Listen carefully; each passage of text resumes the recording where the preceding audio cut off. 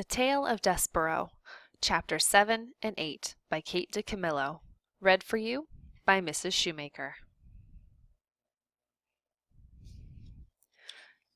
Chapter 7, A Mouse in Love. And what was our own favorite member of the mouse community doing while the sound of the mouse council drum echoed through the walls of the castle? Reader, I must report that Furlough had not seen the worst of it. Despereaux sat with the princess and the king and listened to song after song. At one point, gently, oh so gently, the pea picked up the mouse in her hand. She cupped him in her palm and scratched his oversized ears. "You have lovely ears," the pea said to him. "They are like small pieces of velvet." Despereaux thought that he might faint with the pleasure of someone referring to his ears as small and lovely. He laid his tail against the pea's wrist to steady himself, and he felt the princess's pulse, the pounding of her heart, and his own heart immediately took up the rhythm of hers. "Papa," the pea said when the music was over, "I'm going to keep this mouse. We are going to be great friends." The king looked at Despereaux cupped in his daughter's hands. He narrowed his eyes. "A mouse," he muttered. "A rodent." "What?" said the pea. "Put it down," the king commanded. "No," said the pea, who was a person not at all used to being told what to do. "I mean, why should I?" "Because I told you to." "But why?" protested the pea. "Because it's a mouse." "I know. I'm the one who told you he was a mouse." "I wasn't thinking," said the king. "Thinking of what?" "Your mother, the queen." "My mother," said the pea sadly.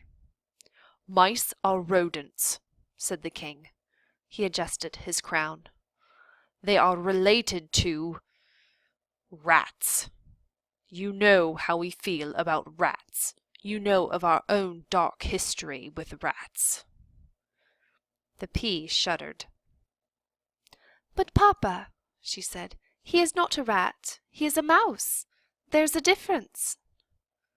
"Royalty," the king said, "has many responsibilities, and one of them is not becoming involved personally with even the distant relatives of one's enemies. Put him down, pea." The princess put Despereaux down. "Good girl," said the king, and then he looked at Despereaux. "Scat," he said. Despereaux, however, did not scat. He sat and stared up at the princess. The king stamped his foot. "Scat!" he shouted. "Papa," said the princess, "please don't be mean to him." And she began to weep. Despereaux, seeing her tears, broke the last of the great ancient rules of mice. He spoke to a human. "Please," said Despereaux, "don't cry." He held out his handkerchief to the princess. The pea sniffed and leaned down close to him. "Do not speak to her!" thundered the king.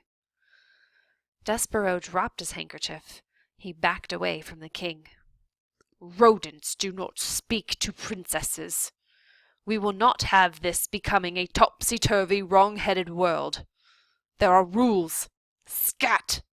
Get lost before my common sense returns and I have you killed." The king stamped his foot again. Despereaux found it alarming to have such a big foot brought down with so much force and anger so close to his own small head. He ran toward the hole in the wall. But he turned before he entered it.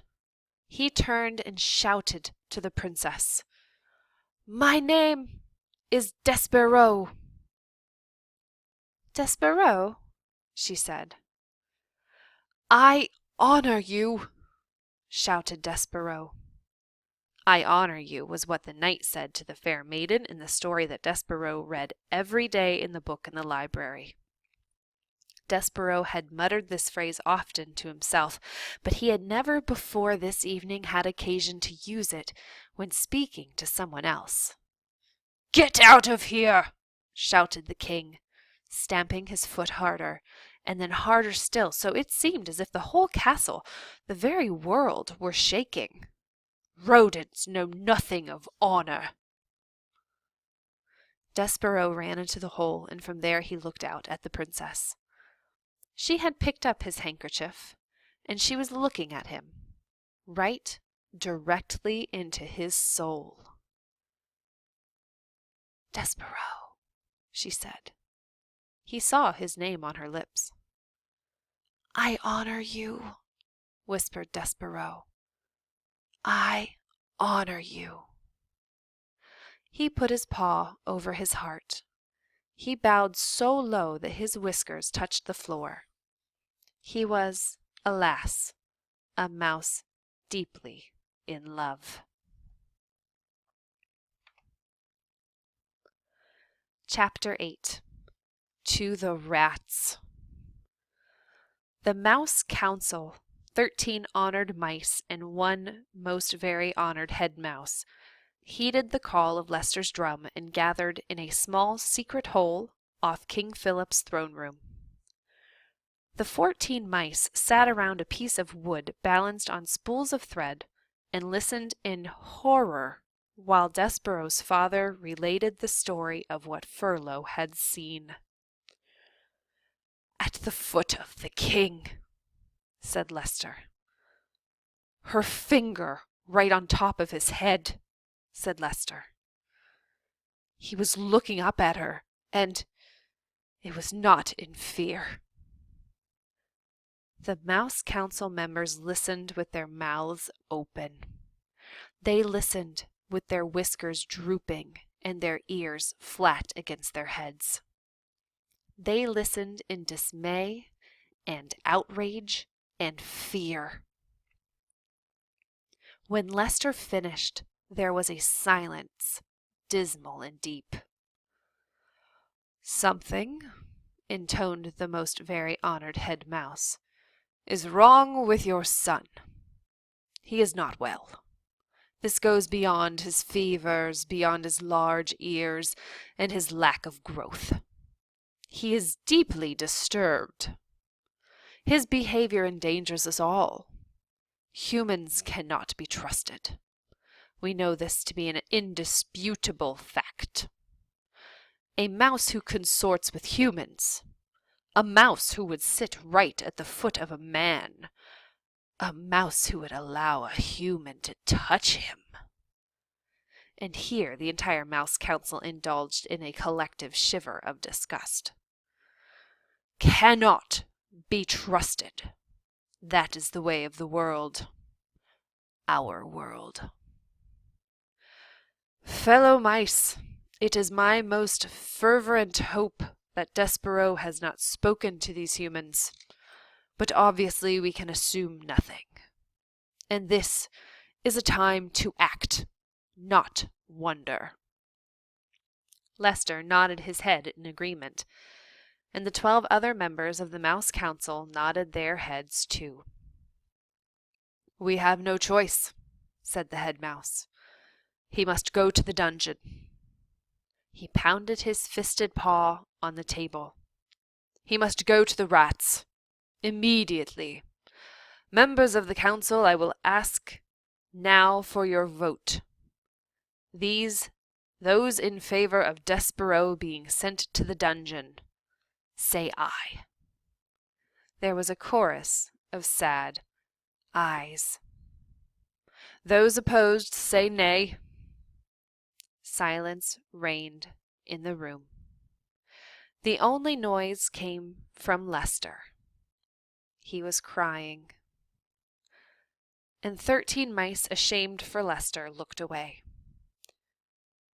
Reader, can you imagine Your own father not voting against your being sent to a dungeon full of rats? Can you imagine him not saying one word in your defense? Despereaux's father wept, and the most very honored head mouse beat his paw against the table again and said, Despereaux Tilling will appear before the mouse community. He will hear of his sins. He will be given a chance to deny them. If he does not deny them, he will be allowed to renounce them so that he may go to the dungeon with a pure heart. Despereaux Tilling is hereby called to sit with the Mouse Council. At least Lester had the decency to weep at his act of perfidy. Reader, do you know what perfidy means? I have a feeling you do, based on the little scene that just unfolded here. But you should look up the word in your dictionary, just to be sure.